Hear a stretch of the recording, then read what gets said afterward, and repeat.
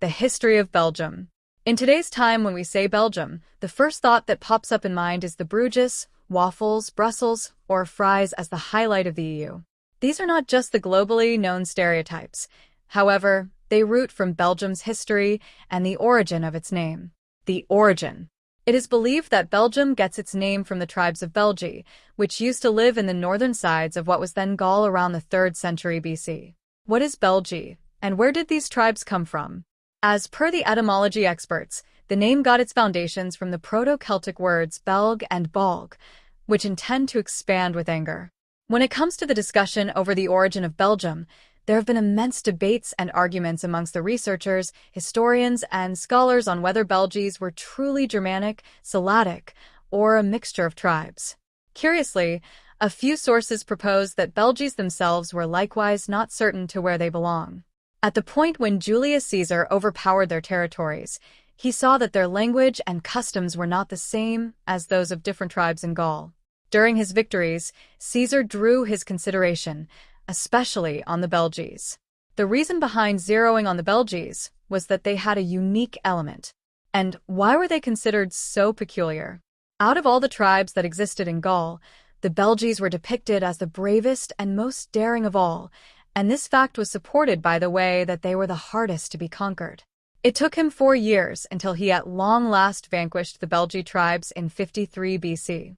Also, during the times of Romans, Belgies could not acknowledge the way that their land and territories were essential for the empire and revolted. Their chief Ambiorix was responsible for a revolt, yet was in the end defeated. After the Roman period. After the fall of the Roman Empire and the start of the Middle Ages, the lands which today forms Belgium turned out to become a part of the Holy Roman Empire and would stay as such until the 11th and 12th centuries. The impact and control of the Holy Roman Empire over these regions would steadily diminish throughout the long term. Therefore, these lands were left segregated, and the lack of security was a decent chance for the French and English to take up the responsibility for the area. Next centuries. Over the centuries, these regions were separated into little medieval or small feudal states. The most renowned ones that arose were the areas of Hainaut and Flanders, duchies of Limburg and Brabant, and the Prince-Bishopric of Liege. Of all these feudal or medieval states, the most affluent was the County of Flanders. The district turned into a focal point of trade and exchange, and where English wool was imported and changed over into fine fabric. The abundance of the district prompted the development of urban areas, for example, Ghent, Ypres, and Bruges. Until the 19th century, the regions of present-day Belgium were controlled by the Dutch, Spanish, and French, and would stay until a series of events that would prompt the creation of the Belgian state. Beginning of Belgium. The Vienna Congress. The year 1815 was, without critical significance, without any doubts. Following the defeat of Napoleon in Waterloo, the successful forces of Austria, Britain, Russia, and Prussia met in Vienna to redistribute impact and arrange the jurisdiction of the regions for quite a long time to come. Perhaps one of the major decisions was the formation of the United Kingdom of Netherlands. The principal idea was to make a state which would fill in as a buffer region against any future intervention of the French. During the Vienna Congress, the formation of a Belgian state was recommended. However, this alternative did not get sufficient support and backup. Rather, it was concluded that regions that were once important for France should be presently added to the United Kingdom of Netherlands as its part. This was not actually the best decision, as it caused issues that would create a time of agitation and unrest and what might, in the end, prompt the Belgian Revolution 15 years after. The United Kingdom of Netherlands was divided on a large scale because of the fact that the individuals in the north were basically Protestant, while people in the south were Catholic.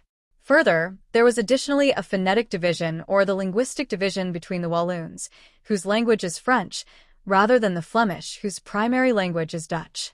In the years to come, this linguistic division will be one of the principal explanations behind the disorder in the southern territories. The Dutch King Willem I supported the Protestants, and in this way, he got disliked in the south. Also, individuals in the south of the kingdom were accepted to be less addressed or represented. Willem even attempted to make Dutch the widespread universal language. However, he confronted a serious backlash from the communities that were French-speaking. The request, which was set up by the Dutch predominance, was obviously inadmissible for the southern communities, and this led to the start of the Revolution of Belgium. The Revolution. On the 25th of August, 1830, the Dutch ruler Willem I was praising the 15th year of his rule. As a celebration, he went to the Auberge Show La Muette de Portesay at the Brussels Opera House. During the performance, there were numerous patriotic banners inside the opera that were called for a revolution. From the time when the second act started with the duet called Amour sacré de la patrie, an uprising started among the audience, and the revolt immediately moved to the roads of Brussels. The inspiration and empowerment for the revolution started to get pace in different urban communities, and individuals' demands were basic and simple. They wanted freedom and to put an end to the domination of the Dutch. The Belgian Revolution was an event which not exclusively of huge importance for Belgium. However, it likewise formed the remaining part of Europe and brought about another country, Belgium, into existence. Following these events, the powers from the Vienna Congress once again gathered in London on the 20th of December, 1830. This time they had no option or choice except to perceive the success of the Revolution of Belgium and to ensure its independence. The authorities, however, demanded that the future king should come from the dynasty of Saxe-Coburg.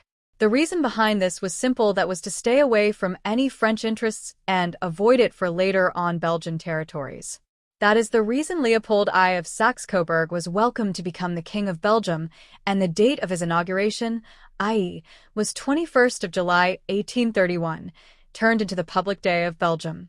From that point onwards, the Dutch and French communities have their own countries ruled by different kings and fix the year 1831 as the day when Belgium came into existence. Conclusion. Belgium has quite a debatable history with a number of significant events that have a strong impact and influence over its history. In present times, Belgium is known as the land of parades, music festivals, best waffles, the world's best chocolates, and the country that introduced French fries.